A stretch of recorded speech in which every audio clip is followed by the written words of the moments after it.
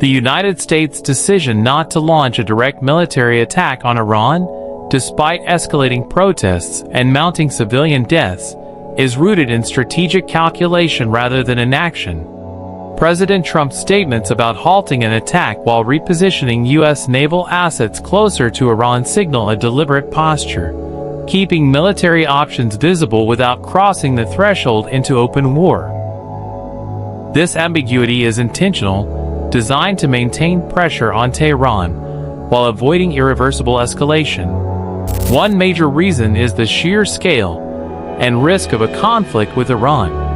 Unlike limited strikes against isolated targets, a U.S. attack on Iran could rapidly expand into a regional war. Iran possesses extensive missile capabilities and a network of allied groups across the Middle East, and it sits near critical global shipping routes. Any military action risks retaliation against U.S. allies such as Israel, disruption of global energy markets, and a conflict that would be difficult to contain. Another factor is deterrence. Moving naval forces and freight carriers into the Indian Ocean serves as a powerful signal without firing a single missile. This form of pressure communicates readiness and resolve, forcing the Iranian leadership to weigh the consequences of continued repression. Developments such as the reported pause in high-profile execution suggest that this deterrent posture may already be influencing regime behavior. The lack of a clear endgame also weighs heavily on U.S. decision-making.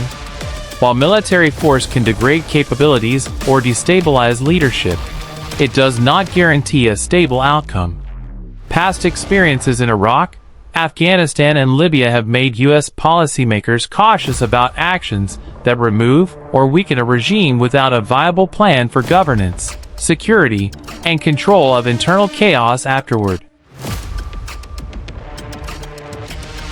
Additionally, Washington may be calculating that Iran's most serious threat comes from within. Economic collapse, hyperinflation, widespread dissent, and loss of legitimacy are placing enormous strain on the regime. A foreign attack could unintentionally strengthen hardliners by allowing them to frame the crisis as foreign aggression rather than a domestic uprising driven by Iranian citizens. Finally, international legitimacy remains critical. Acting without broad diplomatic support could isolate the United States and escalate global tensions. By emphasizing diplomacy, deterrence, and multilateral pressure, the U.S. keeps its military option on the table while working to shape global opinion and maintain allied backing. In this context, restraint is not weakness. It is a calculated effort to influence outcomes without triggering a wider and potentially uncontrollable war.